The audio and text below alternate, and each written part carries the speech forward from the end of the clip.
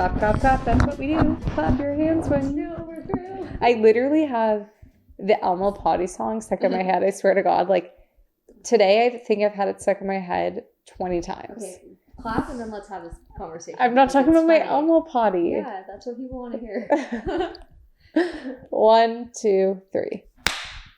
Wow. Hank, did you hear that clap? That's a good clap. That was a good one. So, hi, Erica.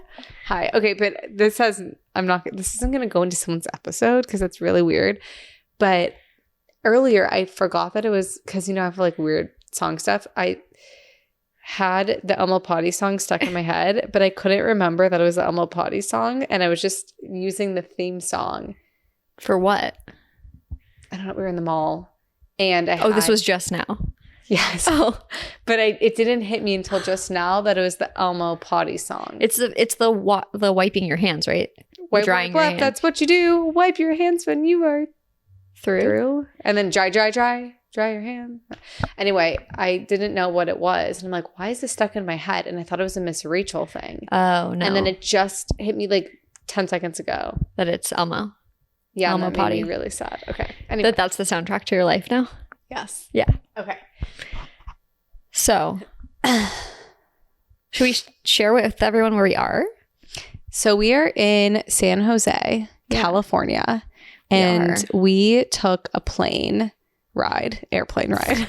We went on an airplane yesterday to fly to San Jose, and I had this trip planned for like a month, but you came very last minute. Yeah, basically, I don't even know when this is going to go out, but essentially I got like not the best news at my last scan. And so I was just like feeling sort of burnt out and like I just needed to get away and like have a little break. And so I said to Erica like, hey, want some company on your trip to San Jose? And she's like, no, like it's really fine. I'm like, no, I'm coming. I'm like, okay, you're coming. Yeah, I just pushed my way in and I said I'm coming. And so we're here because Erica's actually filming a super amazing course for parents who have to terminate for medical reasons. And she recorded all of it today. And it was actually very helpful that excited you were here because you were my fill-in to get good shots. You fixed my hair. You told me when I needed to redo things. Yeah, it was a really good day. Long day, but a good day. We got food together. We walked. Yeah. And we were just on our way back walking. We were having like a little moment where we were like, this was really fun. I hope we have more trips. Yeah. I hope it's like it's not just San Jose. Yeah, like we don't want San Jose to like be it, like we're meant for bigger, better things. The world is our oyster. And then we were talking about where did that come from? The world is our oyster, because the oyster only has one pearl. It's not like you open an oyster and like it could be anything. It's like very much. Oyster is not endless possibilities. No. It's very much either it's a pearl or it's not a pearl. And then I looked up online and found out there's like some Shakespearean origin to the term "the world is your oyster." It doesn't really make sense though. It didn't make sense to me because I don't understand like old English. Shakespearean English. Yeah. Anyways, if anyone has any thoughts on the world is your oyster and how it went from you open an oyster and there's a pearl to endless possibilities, I would really love to understand. Yeah, we're just trying to understand these colloquial terms. But San Jose was our oyster pearl. It was. I feel like we made the most of San Jose. We did the most we could in San Jose. We squeezed all the lemon juice exactly out of San Jose. So yeah, it was really fun. And now we're here reflecting on what we felt was so far one of our favorite episodes to film and record. We got to talk to someone who we were really, really, really close with growing up. She actually lived on the same street as us, like just around the corner. So Grief Street lives up to its name. Yeah, like we had a lot of people in our life that lived on our street growing up, and we just had like this great group of friends. And we lost touch with Era, who is our guest, after middle school because we all went to different schools. And I always sort of like thought about that relationship and wondered about it. Like, I wonder what happened. Did it just have like a natural sort of fizzle out? Was it that we were at different schools? was it that maybe something happened and like we weren't supportive enough or like caring enough or kind enough? Like, I don't know. And I mean, Era answers that question for us, but Jordy and I were talking that we were kind of nervous about going into this episode because of that factor of, did we do something to interfere with the relationship in a negative way? And also because of Era's transition, we wanted to make sure that we were supportive of her well before the transition happened. Yeah, like it's not something like, teenagers can be assholes. And we were. And we could be assholes sometimes. And well, not we could be, we were. And so, yeah, it was just one of those things where I was trying to reflect back, and it's been so many years, I like couldn't really remember well what went down. But you'll hear in the episode, we actually do ask that sort of hard question. Erica asks it, and I was really grateful that she did, because I feel like it was actually a beautiful moment. It was. Getting back to like us being assholes though, I just feel like I have to justify that. What I mean by that is Jordy broke up with one of her boyfriends over LiveJournal, and we discovered that like 2 years ago. Yeah. That seemed like an asshole move. It like definitely wasn't nice to break up with someone on a public forum. Yeah. But that's like what you did, right? In like 6th grade. Yeah, that's what you did. But we didn't really have too many more asshole moments than that. No, that was probably pinnacle not being so nice. Right. But that's just, when you're a teenager, you're just figuring it out. You're figuring it out. You're figuring it out. Kind of like the way I was trying to figure out, should I be a secretary? And I don't know. I had this weird thing where I would like to be like my mother and make contracts for people and keep relics of things. And you'll get a glimpse at some of these things in the episode. It's just hilarious, the things Erica has held on to all these years. It makes me question myself. I love it. And you know what? Era loved it too. Era was like... Did she, or did she think I was really wacky? I mean, I think it was a combination of both. She'll have to let us know, but I think she had fun with it.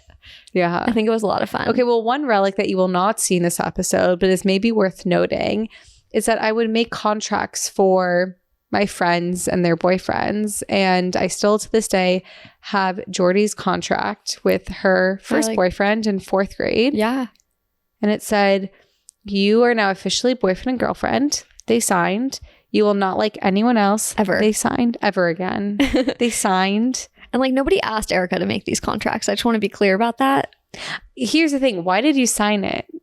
I don't know. Do you remember? Seemed like you had a lot of authority and power. You had a contract. Do you remember? You had a multicolored pencil, and I couldn't say no. Where you're like, this is a good idea. I was like, I guess like this is what people do in 4th grade. And I thought that too. This is what people do when they start. This is why I didn't date for many years. Yeah, like when people date, they date forever, even if they're 9. And so therefore I cannot date. And people probably saw what I was doing and did not want to date me. Anyway. I don't think that's true. Okay, well, I think people were fans.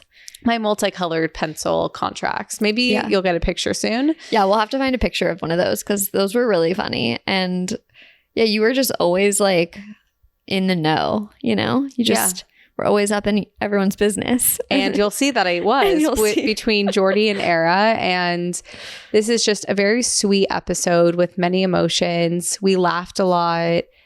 There were moments of sadness and grief.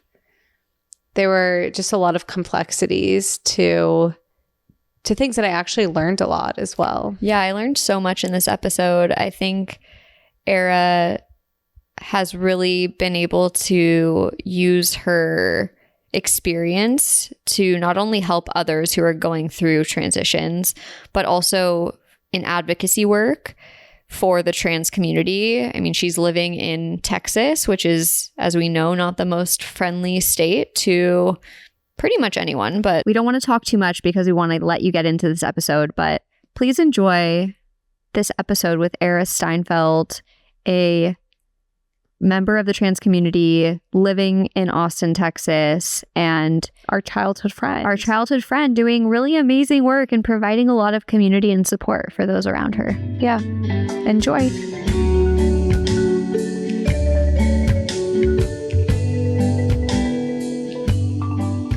Welcome to Grief Street. And I was thinking maybe if you, Eric, could share just like your story of how you, know us, because I think it could be helpful. I feel like we go way, way back. Well, you and Jordy go really, really way back. Yeah. So can you just give an intro of who you are and then how we all know each other? Yeah. My name is Era. I use she, her pronouns.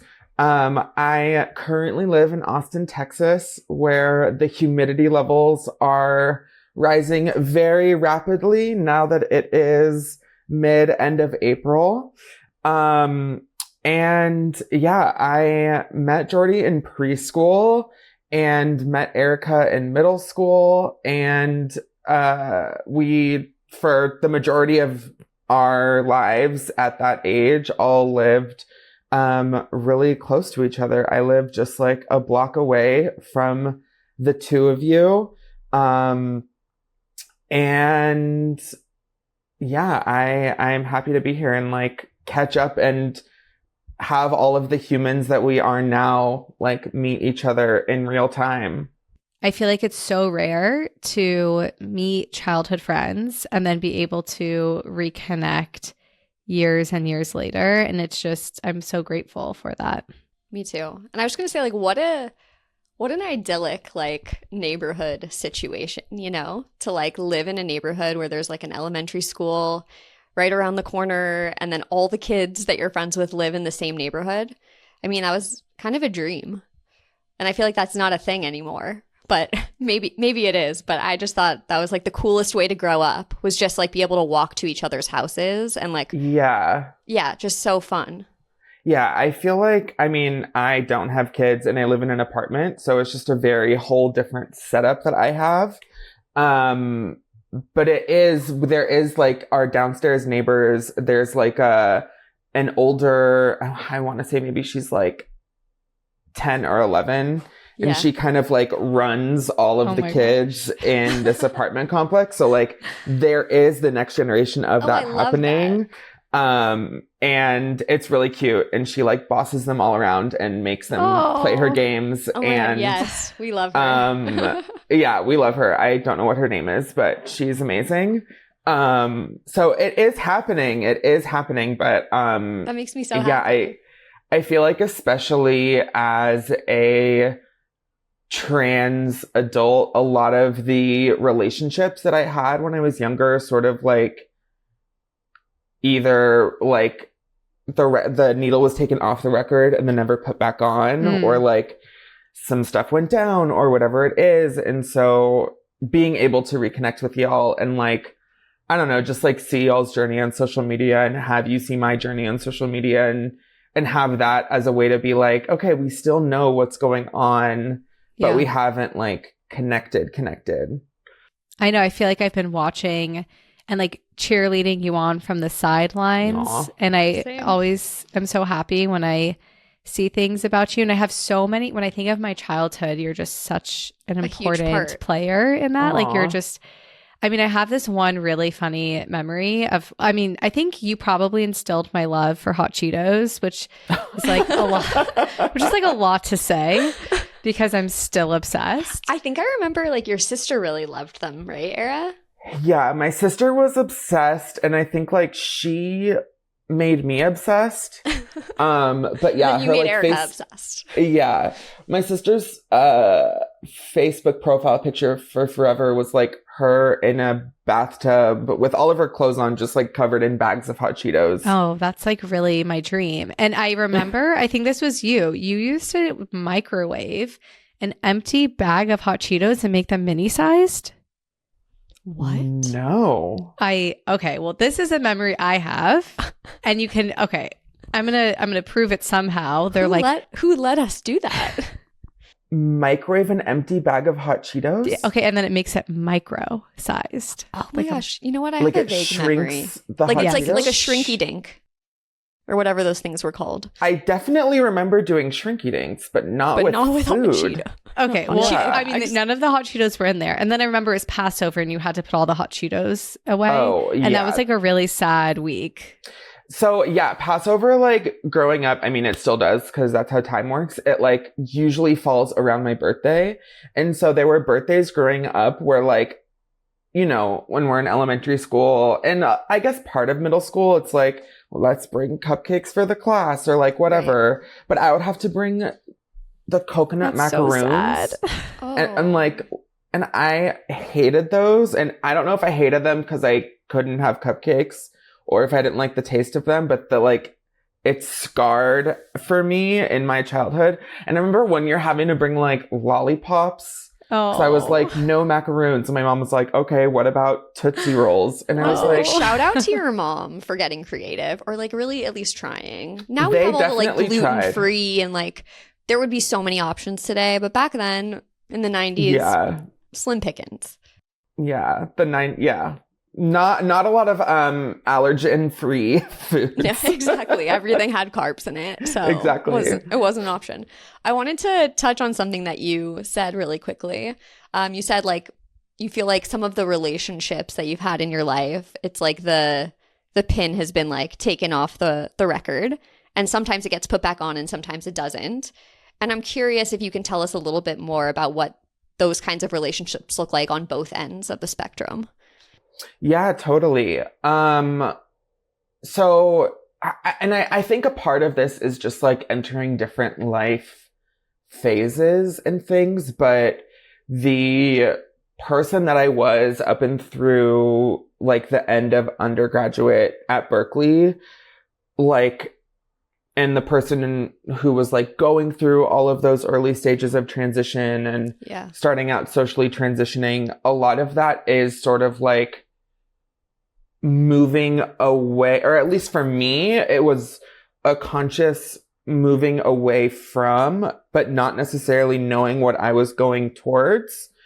And in that moving away from, I had to, or ended up, or did sort of like have to make the choice to like only take with me the relationships that were helping me on that path.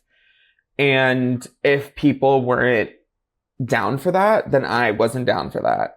And so the person that I was, one example is like the person I was dating right before I met my now husband. He had like very recently come out as queer and our relationship was going really well. And for me, sort of all of a sudden I was like, okay, I'm having all these feelings. Like, what do I do? Yeah. And he was like, I don't know if I can like do this with you, kind of. And so, you know, in order for him to like really explore his own queerness and in order for me to explore my gender, we had to separate and just like become independent, different people. And then sort of like how I walk my mom's dog and like walk by y'all's childhood houses, I would ride the train from San Francisco into Oakland to get to work. And I would see his house was right by the station. So I would literally like train by his bedroom window every day. Oh no. That's which tough. is brutal, really wild. And then he was on a billboard right across from my work. You can't make this shit up. No, it was that time was wild. Escape. Yeah. And then a lot of the relationships I had specifically with men in middle school and high school, I've like come back to a lot of those relationships, but yeah, I had to sort of leave a lot of relationships behind in order to become myself. Yeah. And then in the last whatever it's been, like almost a decade, I've like returned to some of those relationships and I'm like, hey, it's me. I'm curious too, like sitting here and as you're talking about this, I was thinking, well, when did we start losing a little bit of touch and how, I mean, not to like put you on the spot, but I'm just curious if you could speak to like how, when do you feel like, how do our relationships with me and Jordy? Yeah, like play into that. Yeah. I mean, I think our relationship sort of shifted when we stopped going to school together. And you know, in high school, like, at least in the Valley or with us and our socioeconomic status, like, we got cars. We were all like doing our own things. Our middle school that we went to was like 2.5 blocks away from our homes. Yeah, we would But walk then there together. Yeah, but our high schools were all in different areas. And so then we all made friends and connections in different areas. And for me, that was more a matter of spending the time around the people I'm physically around. And less about that like intentional shift away from people, if that makes sense. That does make sense. And I think you're describing what happens to a lot of kids when they start to go to different schools is like you just assimilate into the social dynamics of wherever you are because you want to fit in and make friends and, you know, feel good where you are. And so sometimes those other relationships fall by the wayside. But I'm glad Erica asked because I always think about that. I'm like, when did that relationship like sort of fizzle out? Because it never felt like I don't know, for me at least, it never felt like there was an event or something that happened or like hurt feelings. And I could be totally misremembering, but I don't remember it that way. So I was like, what happened there? Because we were so close for so long and lived in the same neighborhood. It like could have been easy maybe to stay in touch, but it didn't happen. And I always like wondered about that. I think it was also like, you know, I am still close with Jake Wexler. And I think a part of that is like our moms are really close. Mm-hmm. And totally. So if you know, at that age before we're driving when we're not in the same school, it's like we're seeing people our parents are close with because they're the ones Right. taking us places. Right. And so I think there's a part of that. But and we can keep this in if you want. I have just a couple of funny stories about the old days. Okay, I would let's hear love it. because we also found I have some some relics. And if you don't want this in here, it does not have to be, but I do have some relics to show you. Ridiculous. I am super excited. Okay, so like as now a trans person, I'm in the stage of my selfhood, personhood, whatever it is, that's like bring on the old stuff. Mm-hmm. There's like a specific time of my 20s that I'm like, let's not look at that. But that's Sure. obviously like not relevant to, We weren't really there, so. yeah, the stories for that. Okay, the first story I have is that I'm scared. No, don't be scared. This is more of a Geordie story. Okay, great. I kind of figured. I was at my parents' house recently and like I still had like the desk I had through all of like elementary school, middle and high schools, like in that room. And my parents wanted to get me a queen size bed because my husband and I share like a little bed when we're there. And I'm like, we're in our 30s. So she was like, clean out, like take everything out of this desk. And for so long I was like, just throw the whole thing away. And she was like, no, there's like relics in here. Yeah. And so one of the relics was from you, Geordie, and it was a very, very heartfelt note that you had written me when I was going through. So like we talked about like the gender stuff, but like in middle school, I was going through this like, am I gay or not? Yeah. Like, Yeah. and if I look back, probably a lot of that was also gender stuff. I just like didn't know or didn't have the language then.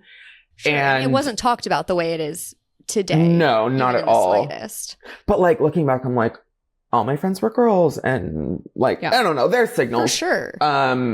But you had wrote me a letter and it was like, I love you. Like, I'll always love you. Like whoever you are. Like it could have been written to like a trans person coming out, but like that wasn't what it was then. But it was like, Yeah. I'll be here, like whatever you need. And you were like, if you want to borrow my clothes, Oh my like, God, Geordie. you can do that. That's so sweet. And so I'm like, okay, gender stuff was like definitely at play. We just like didn't know the terms. Yeah. And you had passed it to me in class. Like, honestly, And the so reason- ridiculous. I know. The reason I know that is because I had written back on it and it was folded. And okay, you wrote like a page, turn the page, half a page. And I wrote, thanks, love you.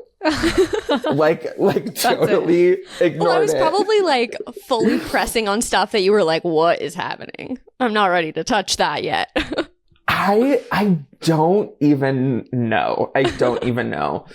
I also, this is just a total side note, but I found this letter that at a.rel they had us write letters to God or something. Oh. That sounds on brand. It sounds on brand, but I wrote my letter to God as if God was Santa. I was like, dear God, I want this. For my birthday, I want an art set. Because I was like, what else does one ask what does God for? do? What does God do? God is clearly going to give me a watercolor set. Okay, well, Era, I have a relic to show you. Okay, let's see. Okay, so and we can cut this too, but you two dated. We did. We did. And you broke up with Jordy. Yeah, I just loved you so much. I just remember us being like such best friends and like really having each other's backs and like just having a good time together. And like, isn't that what dating was in those Yes. times? I think so. I think it was just like, I'm your best friend and I think maybe that means I should date you. Yeah. Yeah, something like that. But I just love you so much that I should date you. You broke up with Jordy in my room on February 27th, 2005 at 4:12 p.m. Oh, and my. I guess you had given her. Did you cut this bare up? Oh, yes, I did cut this bare straight up. Okay. Erica. And took the beads out and then saved it. And Erica noted also, not just the date, but it was the day of the Academy Awards. Very important information.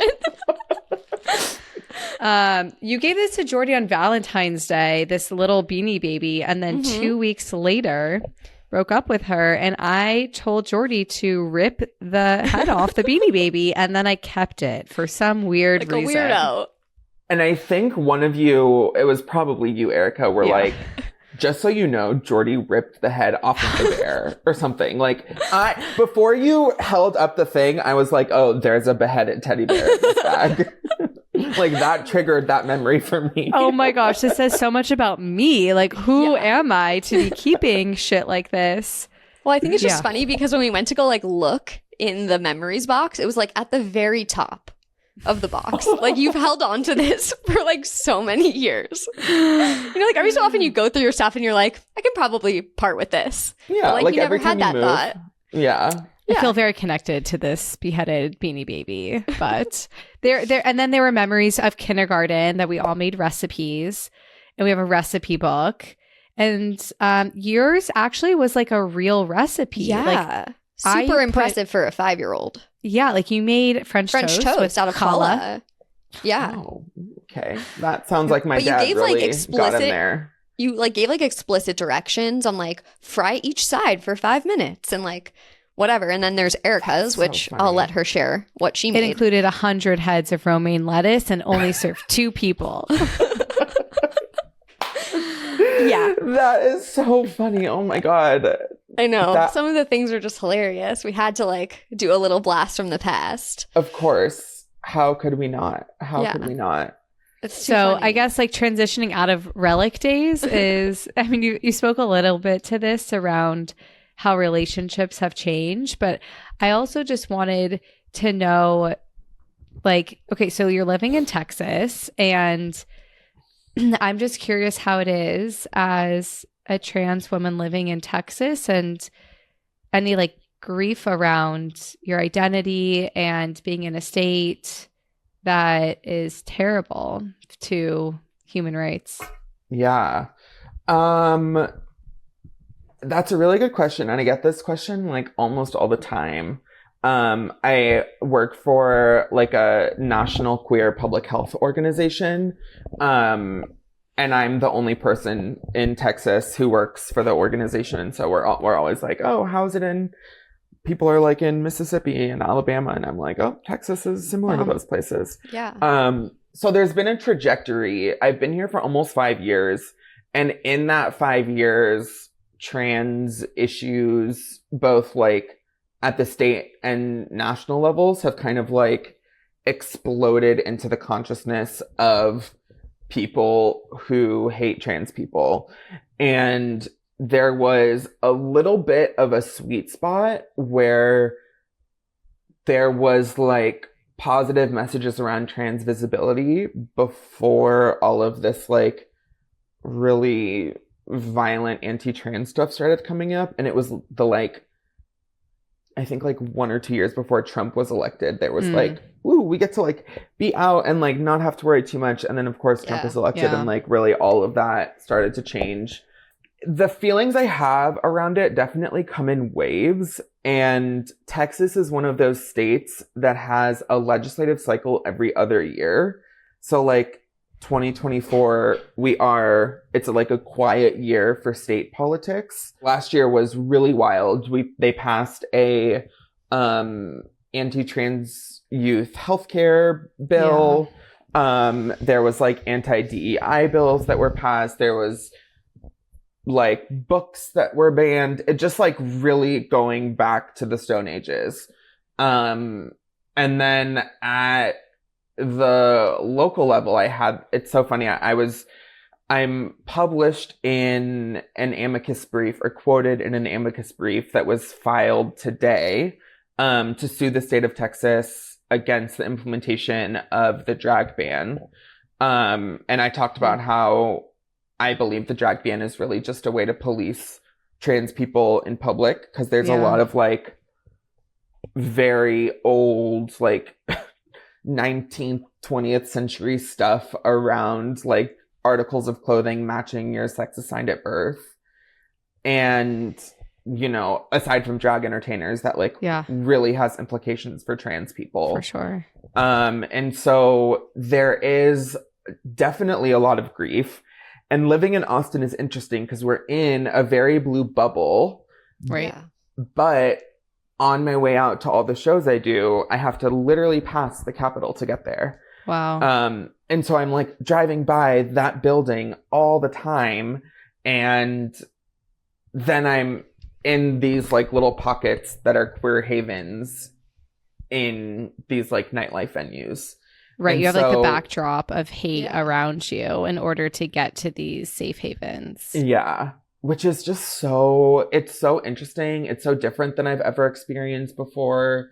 But yeah, it's definitely brought a lot of grief. And it's funny, I was just talking about this with Emmett, but you know, we're in the phase where we're like, okay, do we want to have kids? How do we want to have kids? And he's very steadfast on not wanting to have kids in Texas, because for multiple reasons. One is like, if our kid ends up being trans and they need some sort of health care, they can't get it.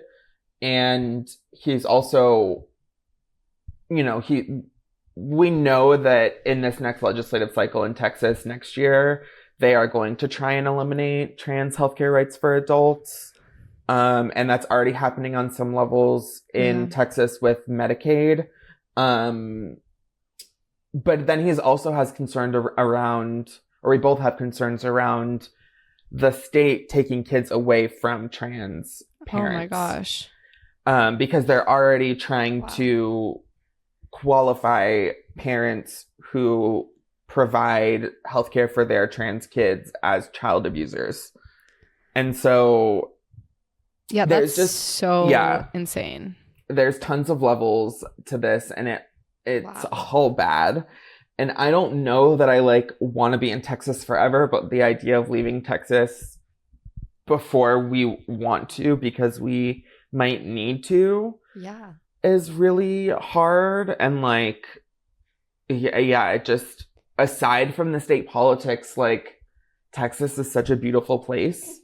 And I have made like beautiful community here, and a lot of Emmett's family lives in Texas. He was born in Houston, so he has like a lot of ties here, which is how he ended up here. And so, having to make that choice just because of fear Yeah. is like safety yeah. for you and like any future children you guys would choose to have.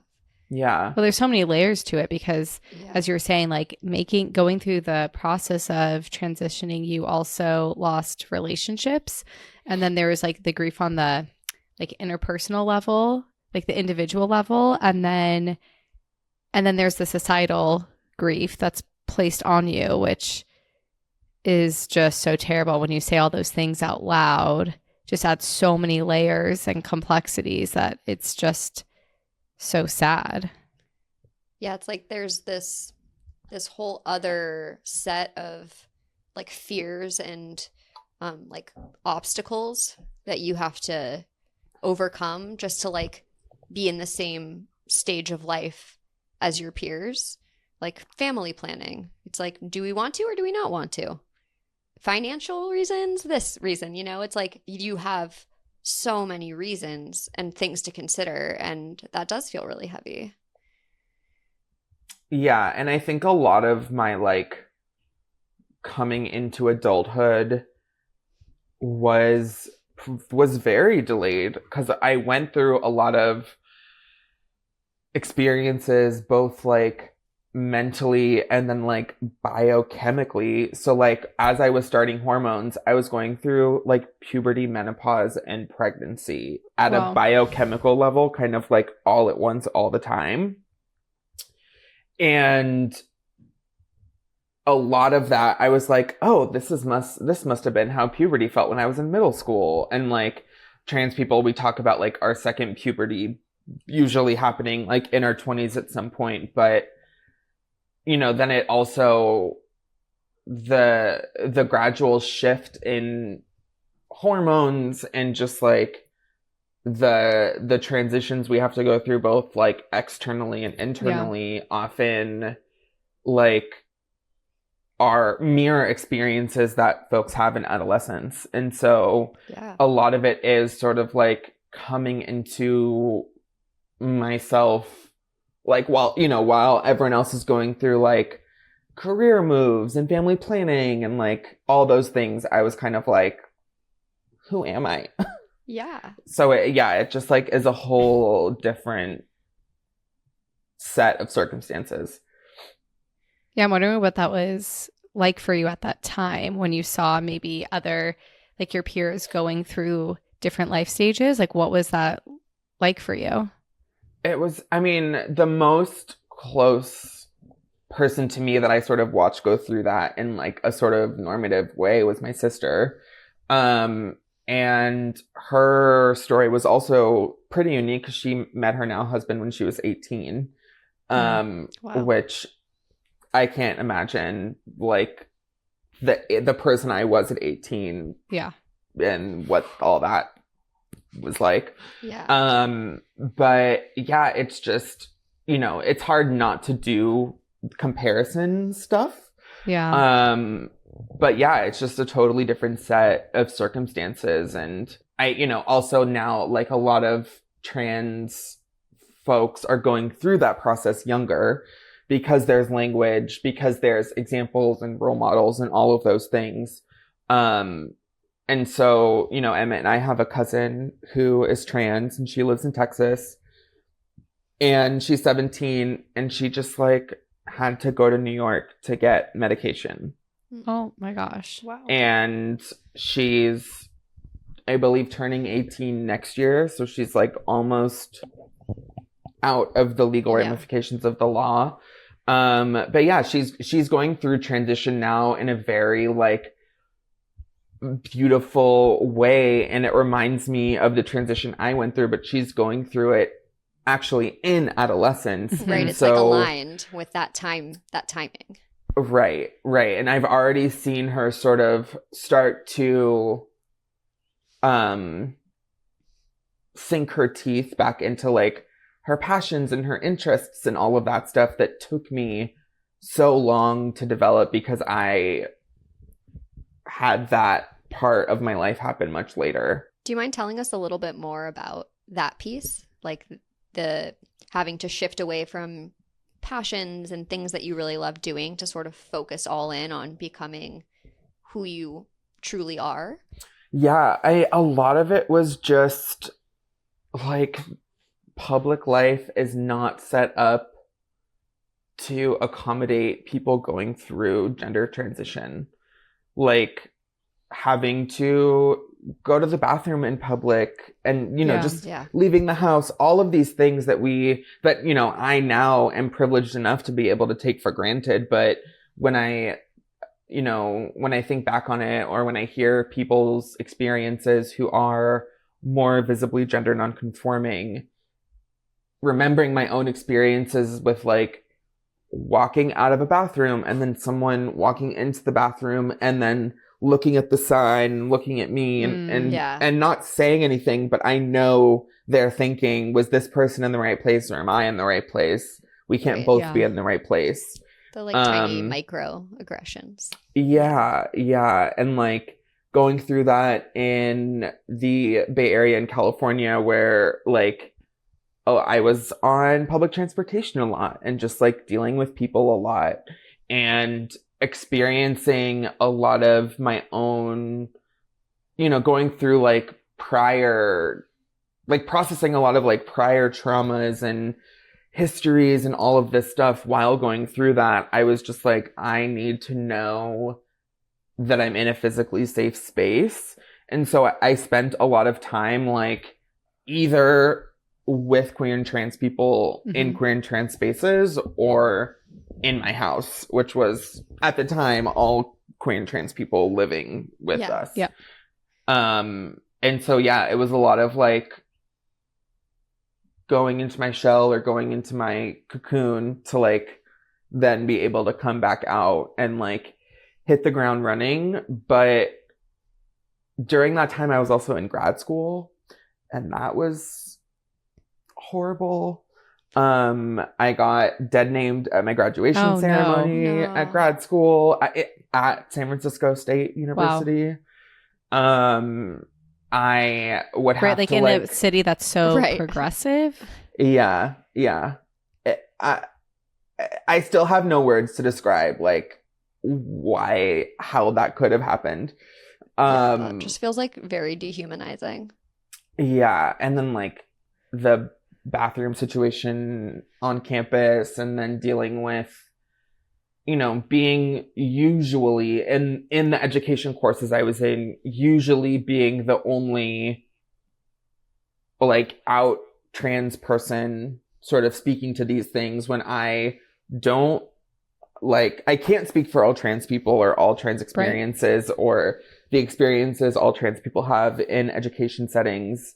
And so it was a lot of like, how do I bring this up without then turning myself into the expert? Because I want to be in a space of learning, and not really getting that.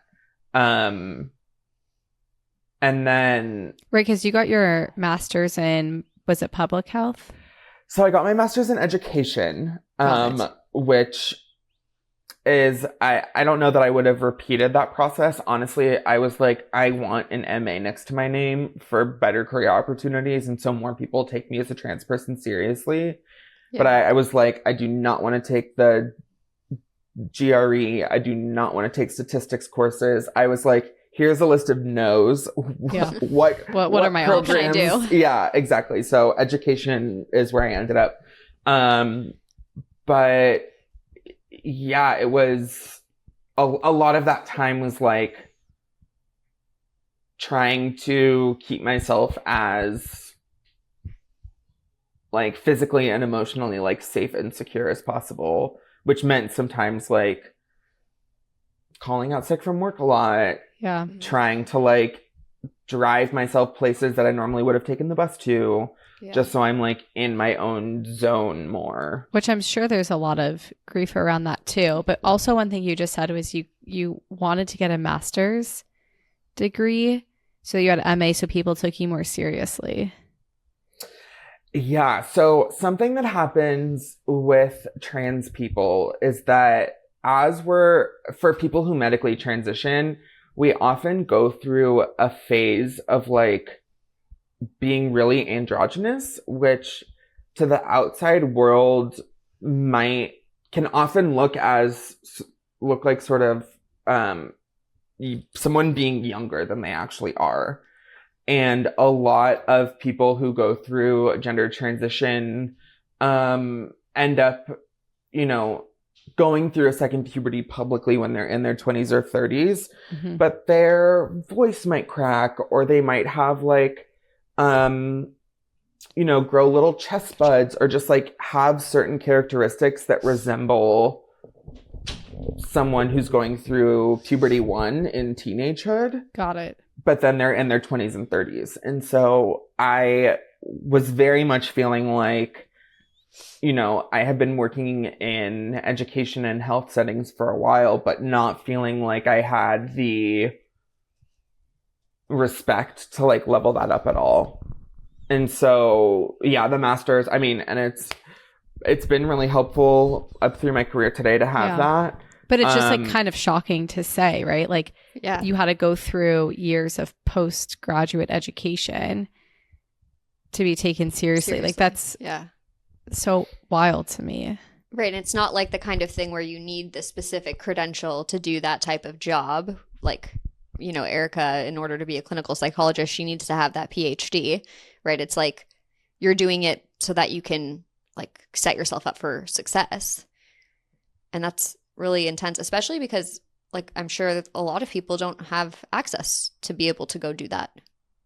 Oh, totally. So many trans people don't have access to even finish high school, let alone like go through an undergraduate degree, go through a graduate degree. I'm very privileged in that like I was able to rely on like family money for my degrees, not have to take out loans. And I'm very lucky that when I came out as trans, my family didn't like rip that away from me, because so many trans people, you know, whether or not they have family money, they have resources in their families for support that are just taken away from them the second they whisper anything about being trans. And so my family really stuck by me, which I am so grateful for. But yeah, without that family support and without, I like started dating my now husband right when I started grad school, like a month apart. And I remember when I started dating him, I had stress hives all over my body from grad school, because grad school has already so stressful. Yeah. And I went to the doctor and I was like, okay, my skin is pink and blotchy. Like, what is going on? And he was like, is there anything new in your diet? Are you using new detergent? Are you allergic to shellfish? Are you allergic to this and this? And I was like, no. And he was like, it's probably stress. Like, are you doing anything stressful? And I was like, I just started grad school and transitioning. So yeah, there's some stress going on. You're like, just living my life is stressful. Exactly. I guess bringing more to present day is you've been doing a lot of drag, which has been really cool to see. And you mentioned when we were talking, or I guess when you and Jordy were talking around how grief can show up in drag. And I was curious if you could tell us a little bit more about your drag experience and what that's been like.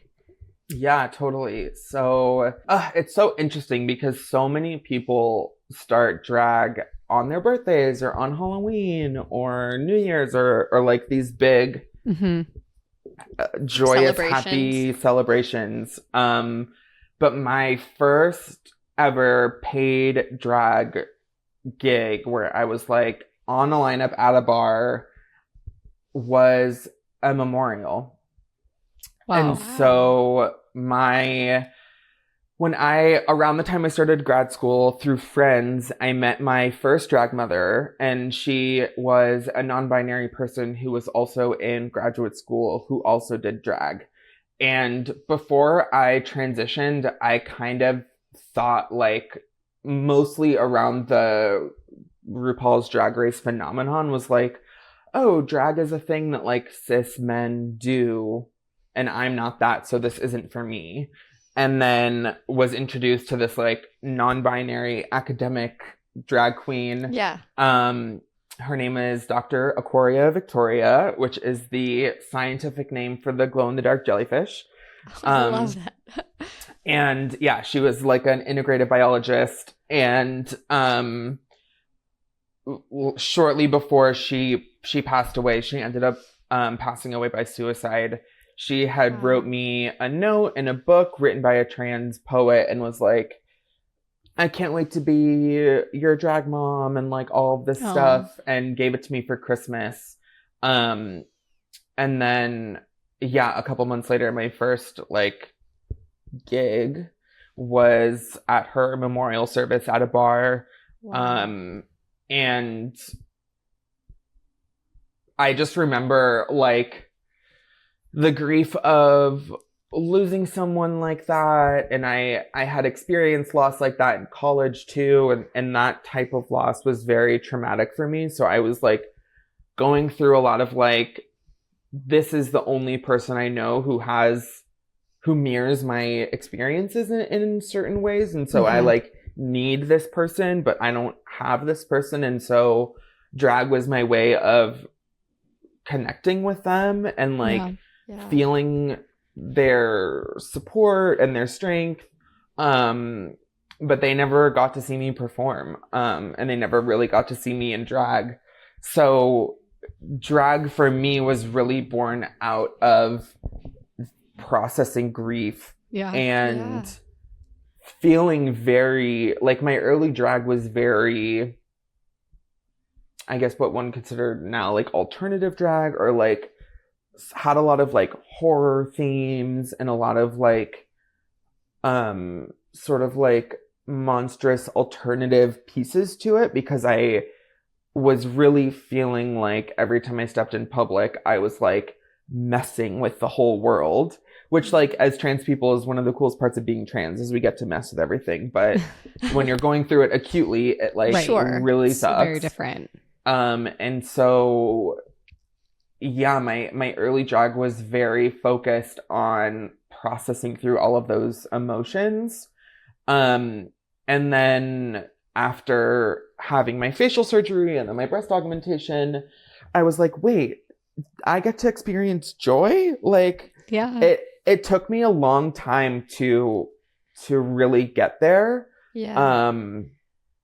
But for a very long time, drag for me was like it never felt like a choice. It was like, I have to be doing this because it's the only way I know how to move through these feelings. Yeah, it was like an outlet for you, it sounds like. Yeah. And I love the way that it like connected you to your first drag mother. Yeah. And now I'm a drag mother and I have 5 drag kids. Yes. And they are all incredibly talented and doing such cool things here in Austin. And most of them are also, plus someone else, I also have trans children. And so I'm like taking the kids to their first hormone appointments. Wow. Like That's sitting so in them with the special. doctor, and like I'm like, did you do your shot this week? Or like, have you called the pharmacy to make sure they deliver your medication? They're like so lucky to have you. So lucky. Yeah, I'm really being able to provide the support for my kids now that like I never felt like I had access to when I was either coming up in drag or like going through sort of like early stages of medical transitioning. Because it's such a niche. It's like a niche within a niche. Yeah. And so being able to like now speak from authority on it, I'm like, oh wow, like I guess I'm old. Yeah. You're like, maybe I am a little bit of an expert. Yeah. I've been through a lot of lived experience. I love that. For anyone who's listening that maybe doesn't know what like a drag mother is, do you mind just giving us like a little explanation of what that role is? Yeah. So I want to credit the documentary Paris is Burning. If you have not seen that movie, it is an incredible movie. It has some problematic origins. I believe it was like made by white lesbians who may or may not have paid the people who are featured in it. Okay. But it is an incredible display of the connections people can make in queer nightlife spaces. And that is really where I learned about what a drag mother or a trans mother is, or what they provide. Because again, I think RuPaul's Drag Race is like obviously such a cultural thing right now. But I think that they don't always describe the intricacies of certain things well. And it's like, it's on VH1. And so like, they're not really like, let's talk about community. Let's explore all the all the stuff. But yeah, so a drag mother is someone who just provides support to folks who are younger than them or who are newer to drag than them in the scene. And so a lot of times drag mothers will like teach someone how to do their drag makeup, or help someone put an outfit together, or help someone with their looks or their numbers, or help like figure out ways, because drag is also, it's like, it's an art and it's also a business and an industry. Right. Yeah. And so much of navigating drag in 2024 is like navigating the like interpersonal complexities of like, how do I get booked? How do I ask for bookings? What do I say when someone wants to book me? Like, do I ask how much something is going to pay? Like, and so navigating a lot of that stuff. It's a lot of mentorship. Yeah. It's definitely a lot of mentorship. And with only one of my drag kids did I ever like teach them the skills of painting their face. Yeah. The rest of them were already in the drag scene when I adopted them. Got it. Yeah. But one of them, we were friends first, and they were like, I think I want to do drag. And I was like, okay, then sit down, and this is what we're doing. I got you. Yeah. And yeah, that person who I like taught how to paint their face is one of my best friends. They like, I always say this when I'm introducing them. They zipped me into my wedding dress on the day of my wedding, because they came with me to the appointments where the tailor has to like teach you how to like, that's so sweet, do all the things. And so I am their mother in those ways. I never take credit for their talent, because a lot of them have talents that I do not have. Some of them can do the splits, which I cannot do. Wow, that's impressive. Very impressive. Some of them can sing, sing live, which I cannot do. And yeah, a lot of them just like are teaching themselves things, and we have a group chat and we get together for family dinners, and so sweet. We fight any one person's bullies become all of our bullies. Yeah. And we sort of like, that's so special. are just like navigating the scene together. I love that. It sounds like you've created such a beautiful community. And I'm curious, we've sort of made this a staple of our show now, to ask our guests if you could talk to Era like in the thick of it. Perhaps it's that stage in your 20s that you don't want to revisit, or whatever that like deepest, darkest moment was for you, with the person who you are now. What would you want her to know? What would you want her to what would you want to say to her? So I do this in therapy a lot. And my therapist calls it parts work. And I don't know if y'all are familiar with that terminology. Yeah. But parts work has really like changed my whole relationship with my younger self. And a lot of the work that trans people have to do is sort of like reparenting themselves, or like integrating the person they are now with their baby self. And it's so funny, because the last time I did this parts work, for some reason, the self I conjured in that moment that I needed to talk to was walking home from middle school. Wow. And like and this visualization was like walking myself home from middle school. Aww. But I think I would affirm a lot of my choices to like seek safety and community. I would be like, you're doing that and you're doing that well. I think I would want to tell myself to trust the process of transition, and that I felt a lot of anxiety when I was in the early stages of like, where am I going to end up? And I felt like I didn't have answers to a lot of people's questions. Mm-hmm. And that gave me a lot of strife and anxiety and confusion. And so I would want to say, just like, don't worry about what other people are asking you or what other people have to say about your journey. Just like live in the moment and make the choices you need to make for yourself. And the people who matter will get the answers in the timing that works for them. Yeah. And like, don't rush your own process to give someone an answer about who you are if you don't have that answer yet. I love that answer. And I honestly, as someone who's recently been diagnosed with cancer, what you're saying, obviously we're in completely different situations, but what you're saying really resonates with me because I have very few answers and people have a lot of questions. And sometimes it can make you feel anxious because they're looking to you as like an expert and like you're asking things of people and then you don't have answers to provide, and that can feel like it can just really like rock your self-esteem, I think. And so I appreciate you sharing that.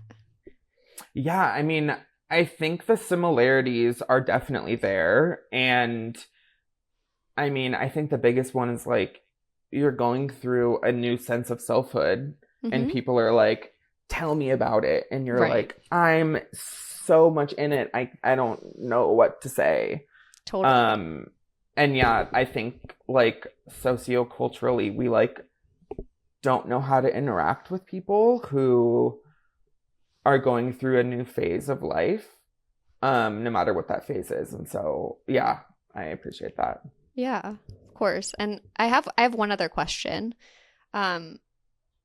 For someone who's maybe listening to this and they have someone in their life who's transitioning, what would you want to share with them that could like be helpful, be encouraging, be supportive, as a friend or a loved one or a parent? Like what do they need to hear? I think just like showing up in the ways that you're being asked to show up, and again, not rushing someone into an understanding of themselves, but just like, if someone tells you their name and pronouns, just do whatever you can to respect that.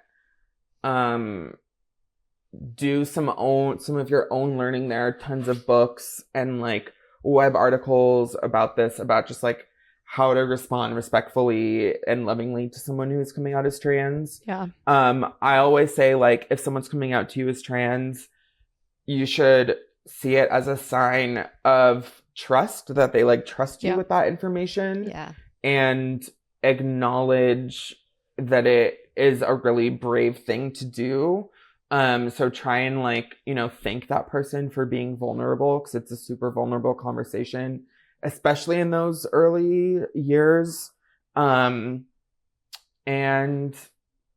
just like keep checking in with people and being like, last time we talked, you said you were good. How are you doing now? Are you still good? Helping someone find resources they might not have. And yeah, I the last thing I'll say to that is like not expecting that person to always be your teacher in it. Right. So like trying to do some of your own learning around like, what does this kind of support like taking accountability to do that. Yeah, exactly. And sort of taking the education into your own hands and, showing up for a friend or a loved one the way anyone would show up for any friend or loved one. Of course. And, like, you would put in that people. effort. Yeah, you would put in that Exactly. effort to understand someone's experience, no matter what that experience is. Exactly. Well, thanks for sharing that. And this has just been like so wonderful. So I'm fun. glad that we got to connect in this way. And Me too. can you just share where people can find you? And we'll also put your details in if you want to be found. Yeah. I am on Instagram at the trans era. And I always, when I'm on the microphone at shows, like to do a little dig at Texas public schools about the spelling of things. But yeah, it is TheTransera. And that is my Instagram. That is where I post all of the things, all of the educational resources I have on coming out as trans, how to support someone coming out as trans. I put a lot of my drag content on there and just share about the different triumphs and tribulations of my life. So that is where to find me. Thank you so much. And I hope we can connect again and not take another decade or so. Yeah, I know. Yes, Because I feel like absolutely. I could talk to you for so long. I have so many things I want to know and ask. But I know I'm like sad we're at our time. But yeah, maybe you'll come back. I would love to. A little part 2. Yeah.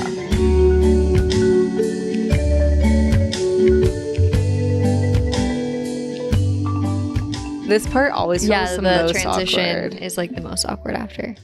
So that was a really, really wonderful talk with Era, and I just got so much insight into her life because we were disconnected for so many years, and I feel like so much of that time we were able to understand what was going on for her. Yeah.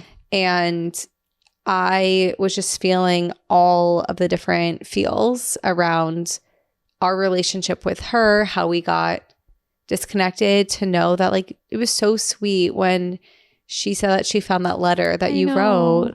It was like so beautiful. Happy. It was like, oh, like I was like a nice supportive person, and yeah, that you just like never know how you were gonna be when you were little, and to know that I was like I knew, and like I feel grateful that she was willing to share that with us, because it kind of put to rest any doubts that I had about like the way that I behaved in that relationship, which was hard because and she spoke about this, that she was questioning her sexuality, and that's what we knew at the time. And then years later, going through the process of transitioning and questioning her gender, that was something that we weren't a part of. So to get insight into her internal world was just really special, and to know that you inherently were that supportive figure from early on was just really great. I know, it was really a sweet moment, and I just learned a lot about her experience navigating the world and how it's like just not set up for someone who's going through a transition, you know, just that she was worried about safety, worried about being taken seriously, like all of these extra layers that other people don't have to worry about. Like she has to take into like real consideration. And like family building. Family planning, and like the state possibly taking kids away from trans parents, like just so many really big, major things that could impact your life and your future children's lives that I had never even thought about before. So I was so glad that we got to talk to her so that I could learn more and like broaden my world view, and really have more of an understanding for the trans experience. Well, even the thing that she was saying around finding community in Texas, in a state that really doesn't support her. Like she is driving between drag shows, and between her house and the drag show, there's just that whole drive. You see signs and you see cities of people who don't accept you, and which is so terrible. And then there's the beauty in like her accepting herself and leaning into herself. She's able to find community within that. Yeah. And then give that community to others. Yeah. It's just really heartbreaking and beautiful. It was. And I really loved hearing about the relationship that she had with her first drag mother, and how she was able to like process a lot of her grief through her drag artistry, and was then able to share the joy of that with these other people in the community that are maybe newer to the community or haven't done drag before, and to just sort of like take them under her wing and provide that same service to them that she got from her first drag mother. I thought it was such a nice full circle experience. And so, yeah, I just felt so grateful to talk with her. And I remember when we first decided we were going to do this podcast, she was like one of the first people that we were like, oh, let's see if Era would be down. Yeah. And I didn't know if she would actually want to do it, but she was so into it and like willing. And I was just so grateful for that. And so, yeah, if you guys have any questions for Era, if you have any thoughts or feedback on some of the topics we discussed, we'd love to hear from you in the comments. And we can maybe bring Era back for part 2. Yeah. We hope that you love this episode as much as we did. And if you want to learn more about Era, see what she's up to, see more about her drag shows, then you can follow her at the Trans Era on Instagram. And and one more thing. Okay. I just got a call out. How about that cut up teddy bear? Okay. Yeah, Jordy? Yeah, what about that cut up teddy bear, Erica? I don't recall. Like, how did... I plead the fifth. I just think it's funny because Erin knew that you were about to bring out a decapitated Beanie Baby. So concerning to me. Just hilarious to me that like... Is it hilarious to you? Because it's not hilarious. It's funny to me because it's like over the years, you know, like we all keep things. We hold on to things, you know? Like what? And then every so often we go through the things and we say, you know, probably don't need to keep that anymore. This was right at the top of your box, right at the top. It was waiting to be opened. It was waiting to be opened. It was like you had clearly seen it many times and you were just like, yep, that's staying. And I just want to note that that's an interesting choice. And if you were to ask me why, I'm asking myself that ever since I found it. I pulled out this memory box before this episode to find some memorabilia that I think would be really, because I thought I was going to find notes because we used to pass so many notes in class. And I didn't find that many notes between the three of us, but I did find a beheaded Beanie Baby. Yeah. So just wanted to, you know, shine a light on that. Thank you so much. Love you. Yeah, love you too. Bye. Bye. Thanks so much for listening to Grief Street. We put out new episodes every Monday. If you'd like to support us, give us a follow on Instagram and TikTok. Also, subscribe to our YouTube channel to find the video version of our episodes. Please subscribe wherever you listen to your podcasts and give us a 5-star review. We would love to hear from you and get some feedback. If you'd like to contact us, please email griefstreetpodcast@gmail.com or leave us a voicemail at 508-474-3378. That's 508-GRIEFST. Our theme song is Hepcat Jive, courtesy of purpleplanet.com. We'll see you next time.